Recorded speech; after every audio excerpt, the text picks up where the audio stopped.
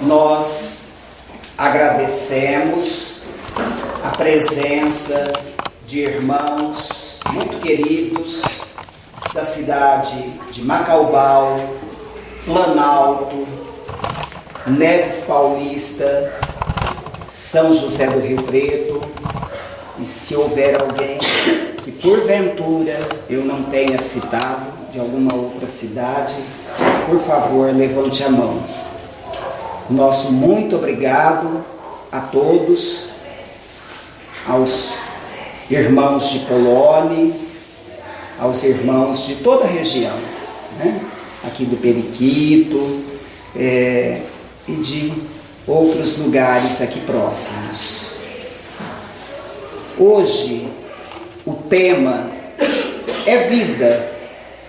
Muitos poderiam questionar se estamos aqui porque perdemos entes queridos, entregamos filhos, pais, irmãos, amigos ao mundo espiritual. O tema é vida e não morte? Exatamente. O tema é vida porque a morte não existe. É apenas uma passagem para a pátria espiritual. No Evangelho segundo o Espiritismo, no 5º capítulo, nas bem-aventuranças, né? Bem-aventurados os aflitos, no item 21, nós temos perda de pessoas amadas e mortes prematuras. É comum a gente ouvir que a lei natural é o filho enterrar os pais e não os pais enterrarem seus filhos. Mas nós retificamos essa afirmação.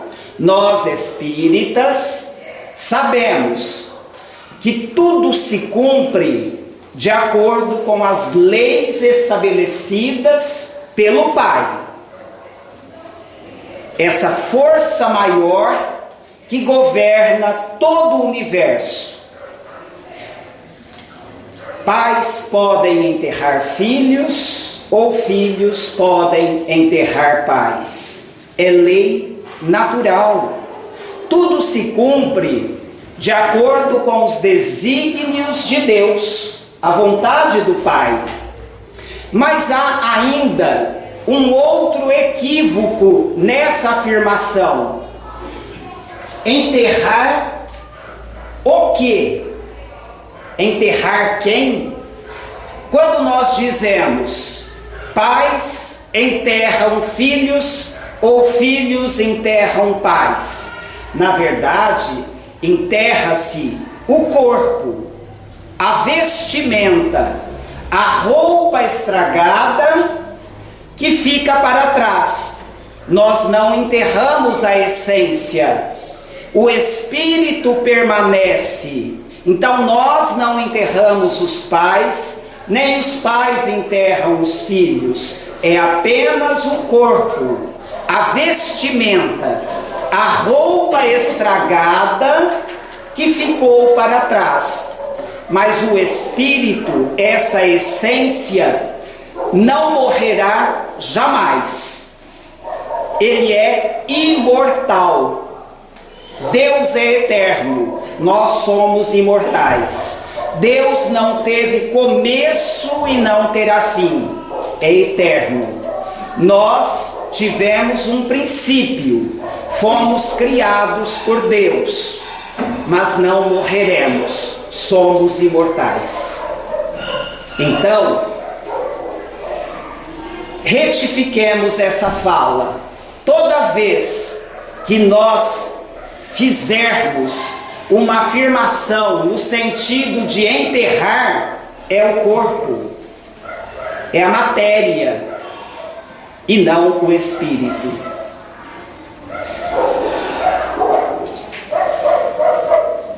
Será que Deus permite algo que não obedeça às leis naturais? a morte de um filho fugiria ao que Deus estabeleceu? Se assim fosse, haveria força mais poderosa que Deus, e ele deixaria de ser onisciente, onipotente e onipresente. Deus tudo sabe, tudo vê, tudo pode e está em todos os lugares. Onisciente, sabe tudo. Onipotente, pode tudo. E onipresente, ele está em tudo e em todos. Temos em nós essa essência divina, esse princípio. Ele nos criou como filhos espirituais. Nós somos espíritos, não somos matéria. O corpo é essa roupa que volta para o pó. As células orgânicas, as células físicas entram em decomposição, mas o corpo espiritual, tal qual nos falava o apóstolo Paulo, este é imperecível, incorruptível, imortal. É a essência. E nós prosseguiremos. Quando um pai, uma mãe, entrega um filho ao mundo espiritual, ou quando desencarna um jovem, é comum nós ouvirmos afirmações como essa: tão jovem, cheio de vida, não é justo. Olha, já ouvi isso, a avózinha dele está numa cama, não presta para mais nada. Olha que fala dolorosa, não serve para mais nada. E está ali, por que não ela e sim esse jovem? Nós questionamos a vontade e a determinação divina, como se nós fôssemos detentores da verdade, como se nós pudéssemos decidir o que é correto e o que não é. Aquela avózinha, aquele ser em um leito de dor, naturalmente expia, resgata débitos ou dá o exemplo de vida através da dor, através do sofrimento. Quem somos nós para questionar a verdade, aquilo que Deus estabeleceu como norma, como parâmetro para a vida? Tudo se cumpre de acordo com os desígnios do Pai. Nenhuma folha cai de uma árvore, nenhum fio de cabelo cai da nossa cabeça sem a permissão divina. E olha que ele já permitiu que muitos caíssem da minha, né? Então, na verdade, nós não podemos questionar absolutamente nada. Deus é o Pai, o Todo-Poderoso, sábio, justo, e as suas ações são sempre para o nosso bem. Para o nosso bem. Muitas vezes somos nós que equivocadamente trilhamos caminhos tortuosos, caminhos difíceis. Mas Deus, em sua sabedoria, misericórdia, faz com que a dor ou as novas experiências da vida retifiquem a nossa trajetória. Deus permite muitas vezes que a dor bata à nossa porta para que possamos aprender, para que possamos corrigir caminhos. Então, quando se diz aquele jovem tinha tudo pela frente. Aquele jovem poderia construir, através de um trabalho, através de um curso superior, de uma universidade, construir a sua profissão, o seu trabalho, a sua trajetória profissional, pessoal.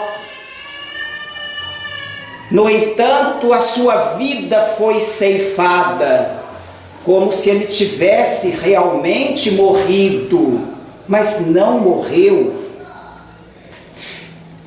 E de que esperanças nós estamos falando se aquele jovem que foi levado com 15, 18, 20 e poucos anos, quem nos garante que, se aqui permanecesse encarnado, teria realmente esse mundo de paz, teria essa construção profissional e pessoal tão cheia de alegrias? Quem nos garante? Quem nos garante que ele encontraria uma jovem igualmente cheia de ideal ou vice-versa para constituir uma família? Quem garante que ele seria realmente feliz no casamento, na profissão? Muitas vezes, diz o Evangelho, no 5º capítulo, no item 21, muitas vezes, através dessas partidas, desses desencarnes de jovens, Deus está concedendo uma oportunidade para que aquele espírito não tropece, não caia, não vacile na atual encarnação, prevendo muitas vezes, percebendo que aquele espírito poderia falhar, tropeçar e cair, lastimavelmente, o Senhor o recolhe. Claro que não é a regra geral, há casos e casos. Muitas vezes é uma tarefa concluída, outra vai se iniciar.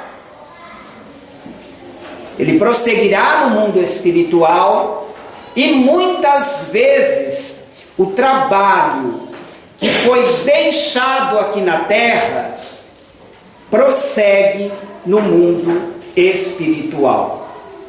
Muitas vezes prossegue. Tem uma mensagem que está em uma palestra do psiquiatra Sérgio Lopes. Eu não coloquei o nome. Sérgio Lopes, está no YouTube. Ele é psiquiatra e presidente da AME no Rio Grande do Sul. A AME é a Associação Médico Espírita. Esse médico, esse psiquiatra, em uma de suas palestras sobre a vida, ele diz que certa vez um senhor estava trabalhando na lavoura e de repente, olhando uma estrada cheia de poeira, ele pôde ver um ônibus. E ele pensou, parou o seu trabalho, aquele dia quente, suor escorrendo em sua face, tirou o seu chapéu de palha da cabeça, enxugou o suor e pensou: aquele é feliz, ele trabalha sentado, não enfrenta sol nem chuva, ainda pode ouvir uma música no rádio. Eu aqui, sol o dia todo, chuva, no momento de vender o produto não tem preço, é só sofrimento, ele é que é feliz. O motorista do ônibus, nesse momento, preocupado, com a direção, 30 passageiros sob a sua responsabilidade, dirigindo com muita tensão, encontrou um carro, mas era o carro, era de um empresário, e ele reconheceu: aquele carro é de tal empresário, ele sim é feliz, tem muitos bens, ganha bem, pode curtir a família, realizar viagens, tem tudo, ele é feliz. Eu aqui, baixo salário, dirigindo esse ônibus, 30 passageiros fazendo pressão, alguns são compreensivos, outros agressivos. E o motorista do carro, o empresário, falando ao celular, nem percebia a estrada, nem curtia a paisagem, porque ele estava preocupado. Naquele mês, ele não teria condições para pagar o 13º aos seus empregados, porque a crise também o atingira.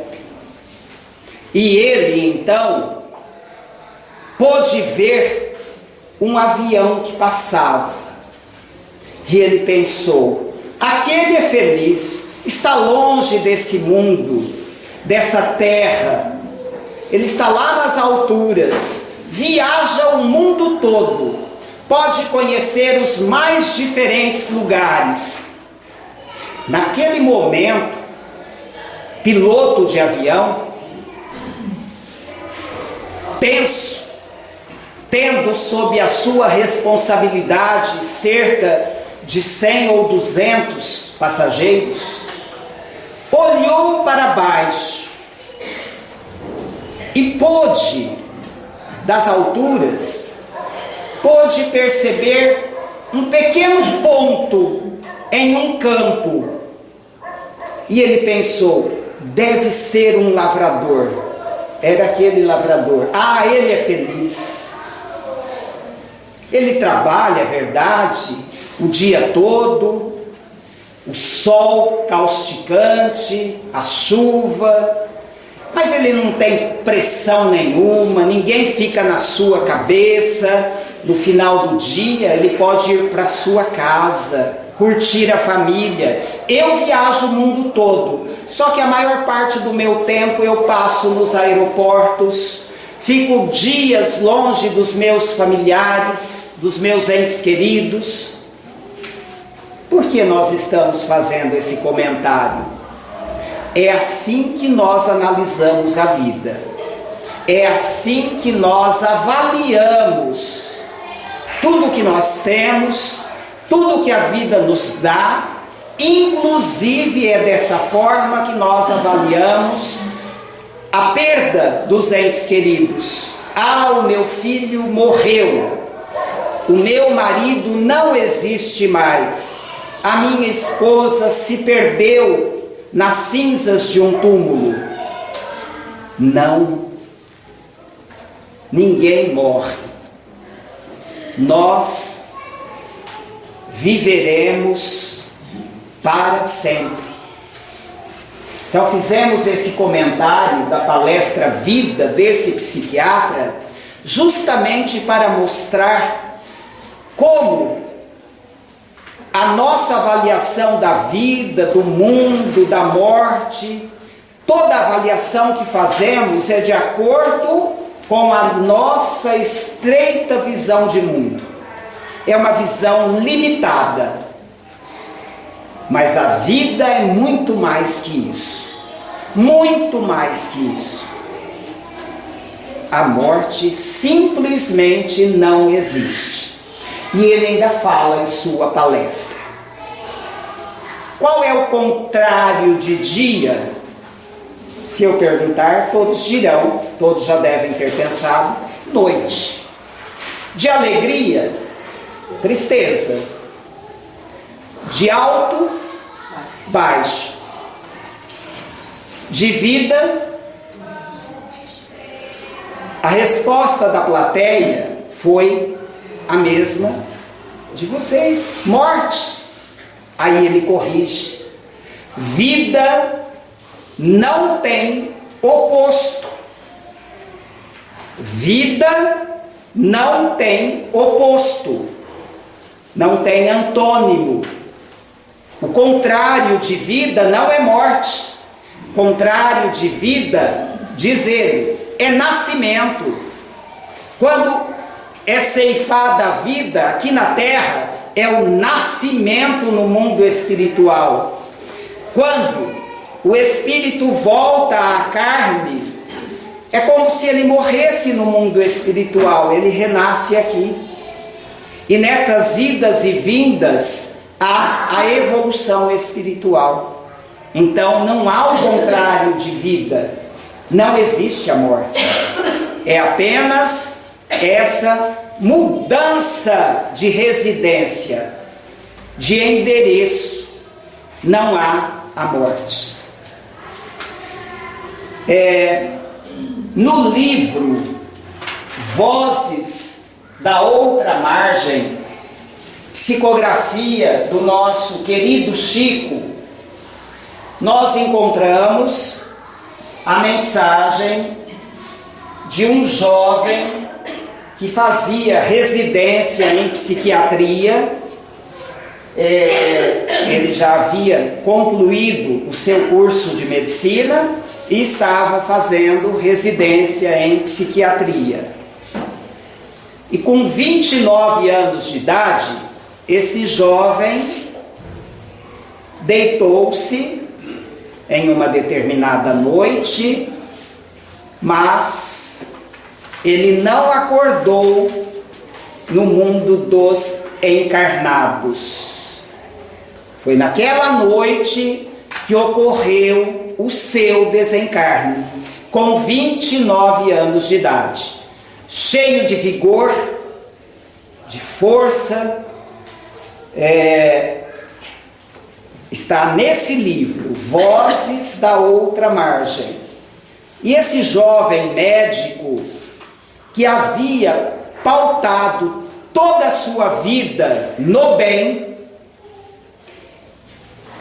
tanto que ele fez medicina, fazia psiquiatria, porque ele queria usar os conhecimentos da doutrina espírita aliados aos conhecimentos da medicina terrena para aliviar as dores da alma.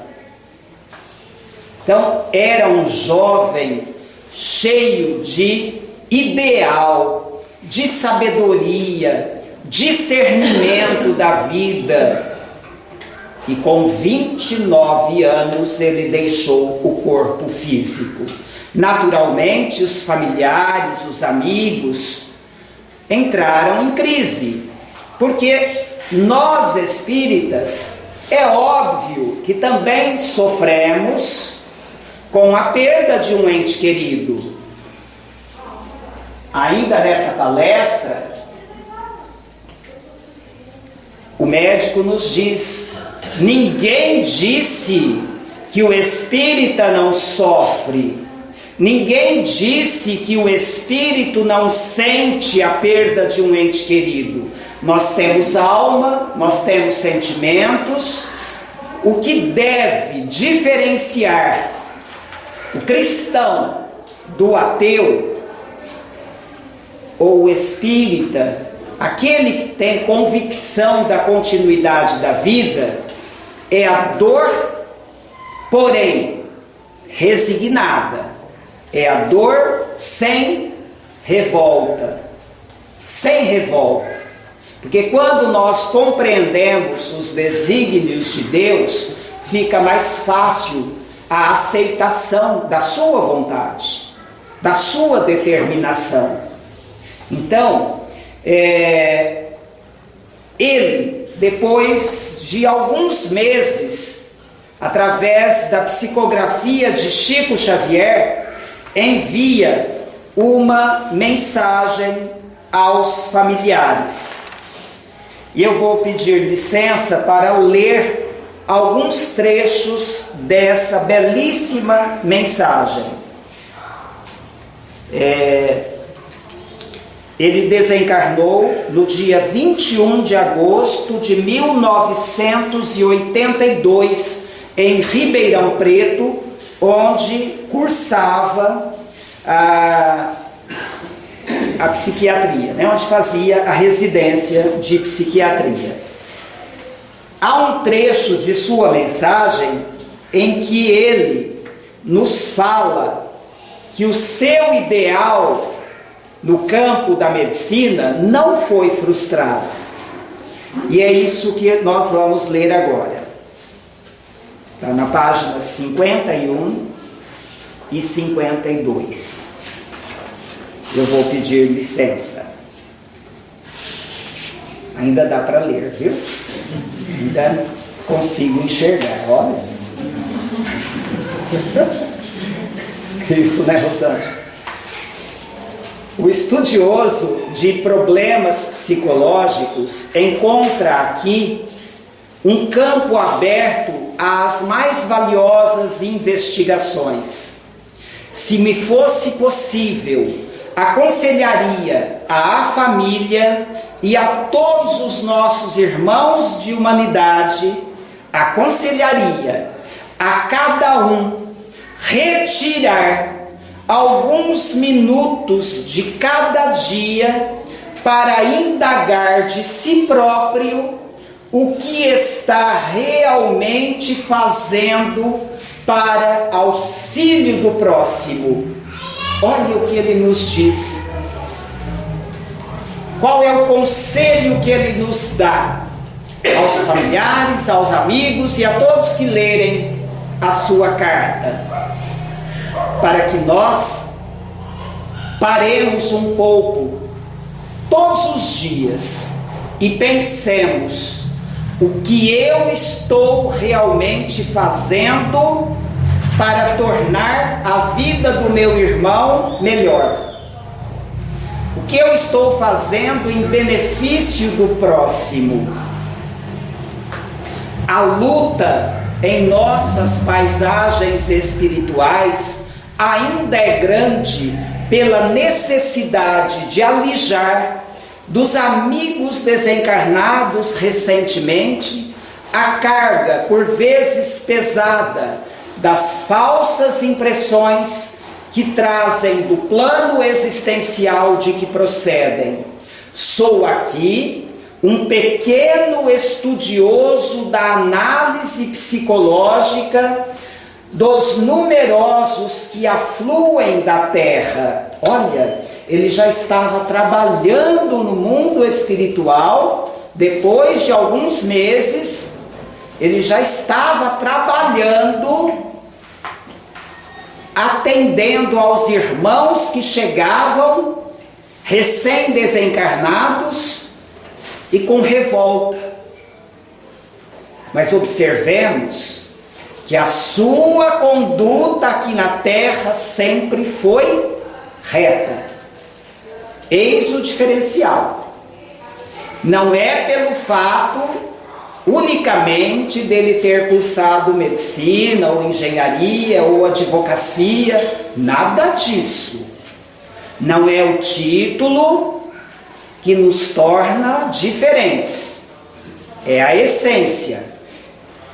Muitas vezes, um lavrador humilde, analfabeto, pode ter uma bagagem espiritual muito maior que um brilhante orador, que um doutor, porque falar, ao contrário do que muitos pensam, é sinal que nós temos muitos débitos. vícios, muitas dívidas. E quando se fala, é preciso, pelo menos uma pequena parcela, ser colocada em prática. É preciso exemplificar. Então, esse jovem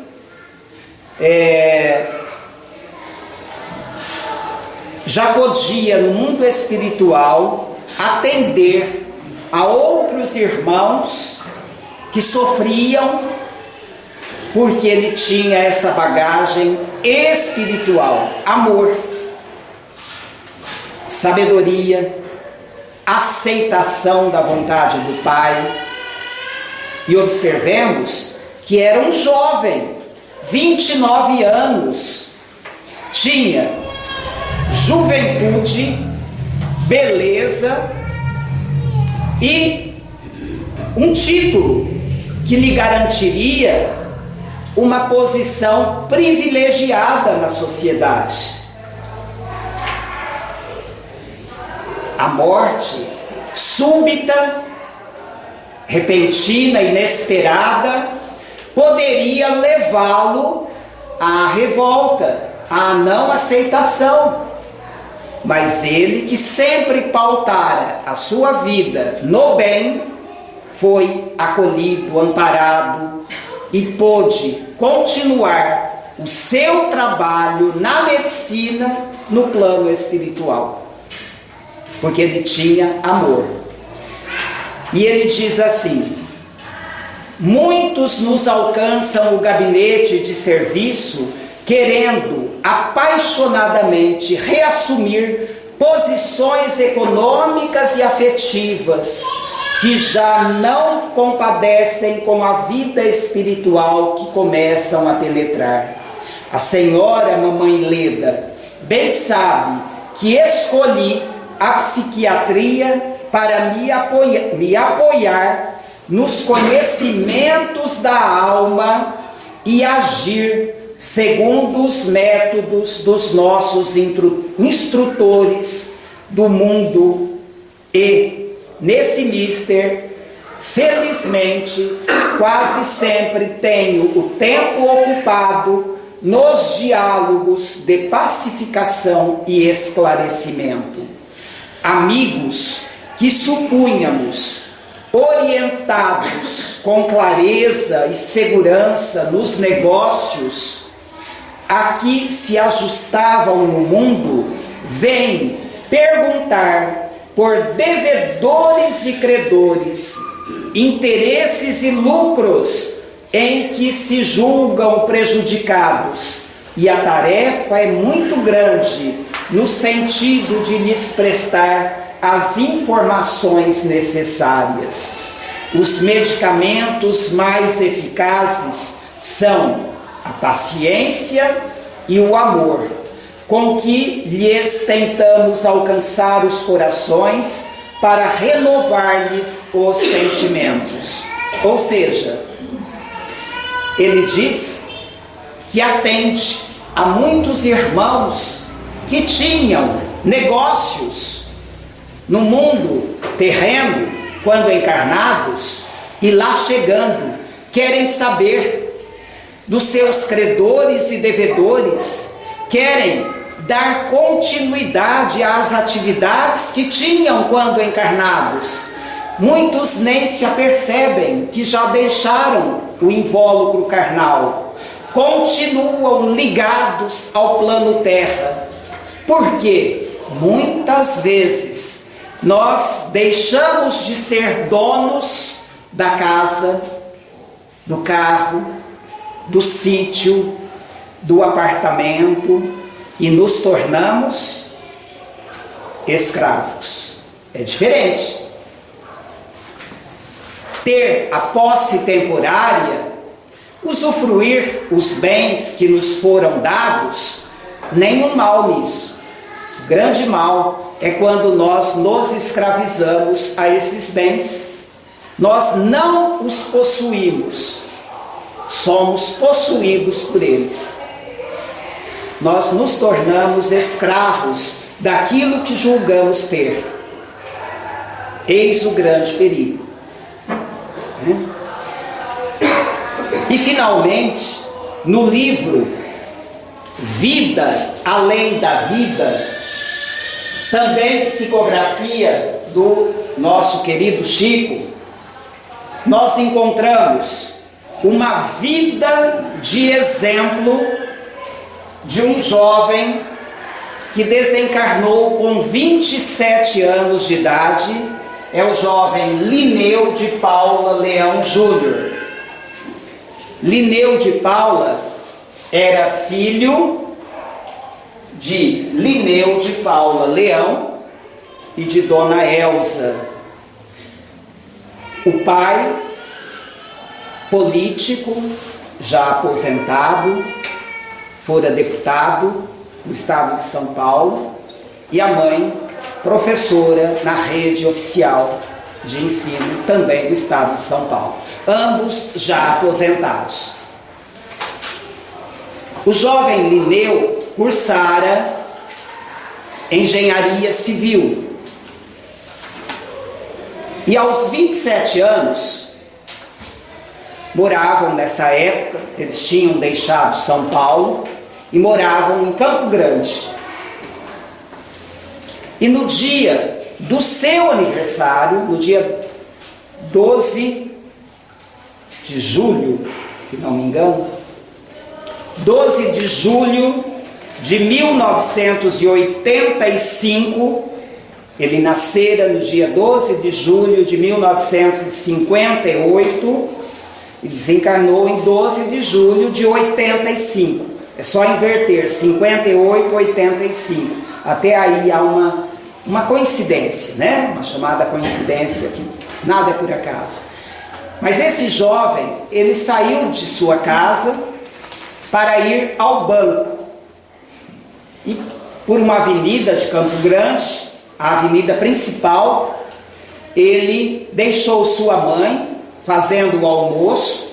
O pai retornaria da fazenda à tarde, era o seu aniversário, e a mãe não o acompanhou porque estava preparando um almoço diferente. E ele saiu, parou seu carro em um semáforo, esperando que o sinal abrisse, à retaguarda de outros carros, e eis que um caminhão desgovernado, em péssima condição de uso, esse caminhão atinge 10 veículos. Foi o maior acidente naquele local, porém só o jovem Linneu é que desencarnou. E houve um incêndio ali no carro e ele morreu carbonizado. E esse era o grande desespero dos pais. Mas eis que na mensagem ele diz: com o impacto, percebi que houve a ruptura de algum vaso, o choque foi intenso, e eis que eu percebo que estou fora do carro e vejo meu corpo. Não entendi. Ouço uma explosão e um amigo diz: não olhe para trás. O corpo fora carbonizado, mas ele, espírito, já havia sido desligado. Ele não sofreu as queimaduras. Com o impacto, houve o seu desencarne. E na mensagem ele faz esse relato. E diz quem o recebeu, o avô. Isso é uma riqueza de detalhes que o médium desconhecia totalmente. E ali nós temos a comprovação de que uma vida reta, porque depois os pais relatam como era esse filho, como ele viveu, qual era a sua conduta desde criança. Está nesse livro. Vou citar apenas algumas passagens, porque Se o tema é vida, como nós estamos vivendo? Isso é fundamental.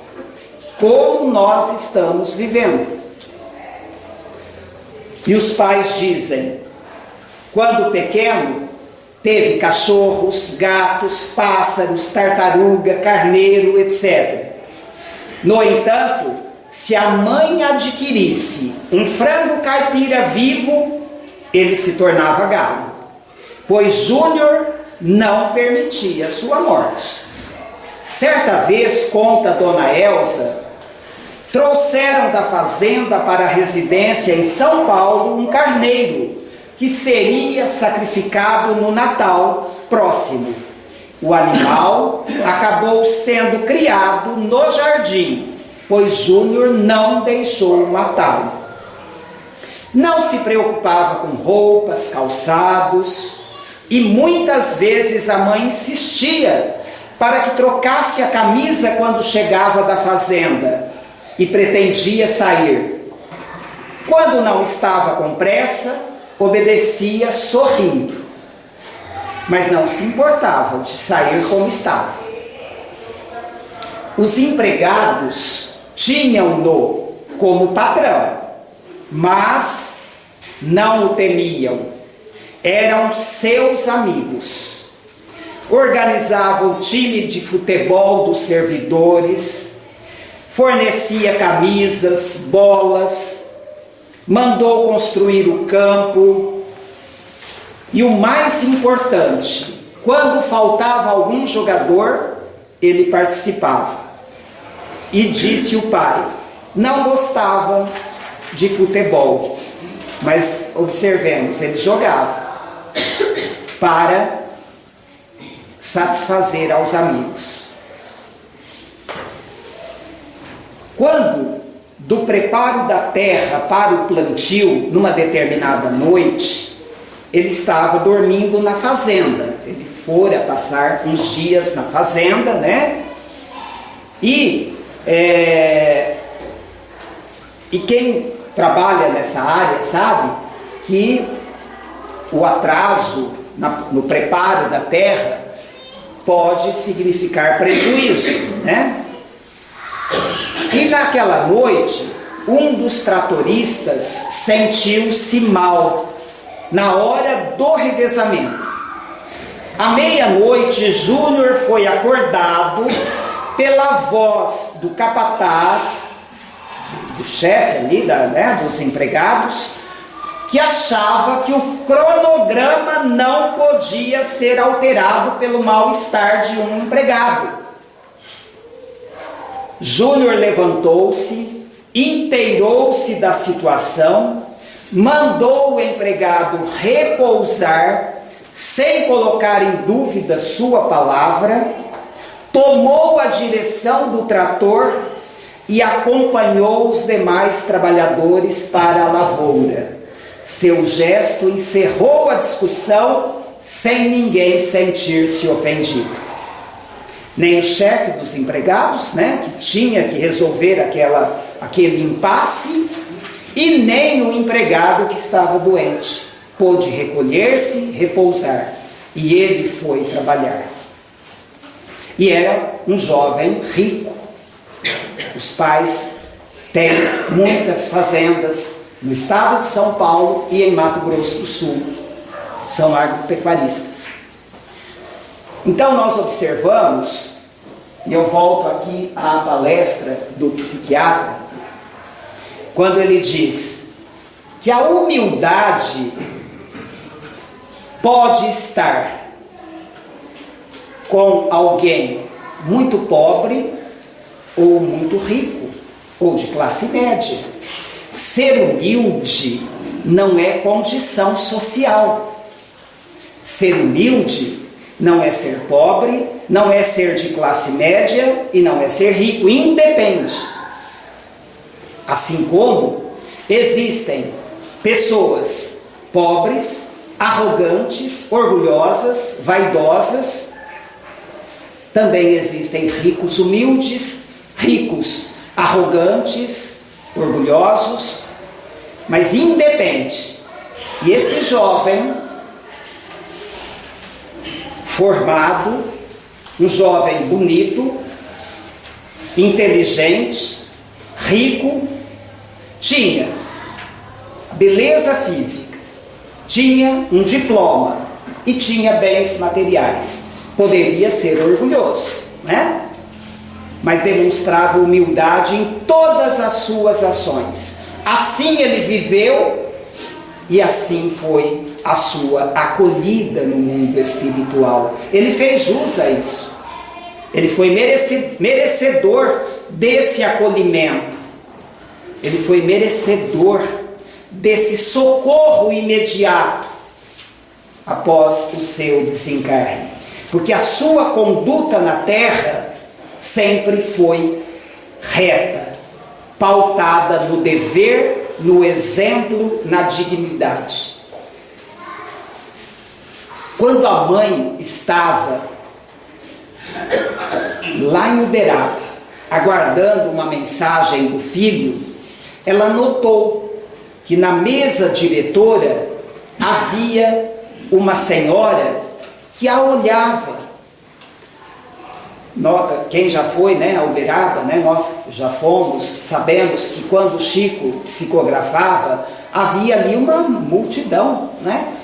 Gente dentro do centro, que não era grande, que não é grande, gente do lado de fora, nas janelas, e gente no quintal, né, no pátio do centro. São ônibus que chegavam de todos os lugares. E aquela senhora que estava na mesa diretora fica olhando para a mãe de Júnior. Era uma médium vidente. Chico psicografava. E aquela senhora aproximou-se de Dona Elza e lhe fez a pergunta: a senhora perdeu um filho recentemente? Ela se assustou com a pergunta, ela não esperava. Sim. Era um jovem alto, rosto fino, com os dentes bem salientes. Os dentes da parte superior eram bem posicionados, mas tinham uma aparência diferente. E ela relata isso à mãe, uma surpresa ainda maior. Como era possível?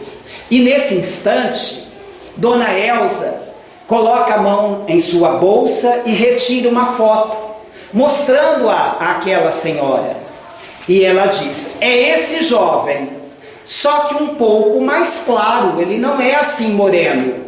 E a Dona Elza então esclarece que aquela foto tivera um problema na revelação. Naquela época as fotos eram reveladas, né? Não como hoje.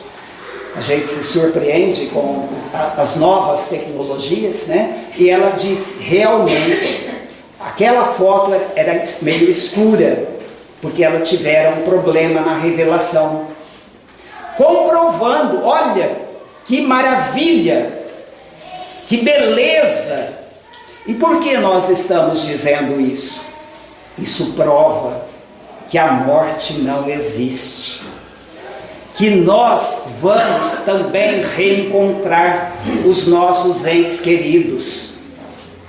Quando formos chamados, nós reencontraremos filhos, pais, irmãos, amigos. Pode não ser de imediato, mas vamos reencontrá-los, vamos revê-los, vamos abraçá-los, vamos sentir a presença física, porque há um corpo espiritual, um corpo fluídico, é verdade, mas ainda material. E nós vamos rever filhos, irmãos, amigos, pais, todos esses nossos familiares e amigos que nos precederam na grande viagem. Confiemos, a morte realmente não existe. É apenas uma passagem. E se hoje Você, mãe, você, esposa ou esposo, irmão, irmã, amigo, neto, avô, avó, se hoje você não receber uma mensagem de seu ente querido, alegre-se da mesma forma com aqueles outros que receberem. Prestem atenção nas mensagens que serão lidas. Prestem atenção na beleza da vida após a morte. Alegrem-se, alegremo-nos, porque isso prova que o seu ente querido, embora não tenha hoje podido manifestar-se através da psicografia, ele está vivo. Ele não morreu e não morrerá nunca. E essa força, essa mensagem de esperança que deve nos confortar, nos alegrar, para que vençamos todos os obstáculos da caminhada. Muita paz, muita luz a todos os nossos corações e que levemos para os nossos lares a esperança, a fé e o amor, porque o amor é a essência da vida. Aquele que não ama, não vive. Há um pensamento de Emmanuel que diz assim: o perfume é a alma da flor, o amor é a alma da vida. O homem que não ama é um cadáver que respira. Estamos vivos ou estamos mortos? Talvez estejamos mais mortos, muito mais mortos, que os nossos entes queridos que já estão no mundo espiritual. Se você ama, você vive. Se você não ama, você vegeta. Você caminha pela vida, mas não vive verdadeiramente. É preciso amar. Amar, não importando qual é a religião do outro, qual é a sua posição social, qual é o seu poder. Ame sem distinção. Muita paz e que Jesus nos abençoe.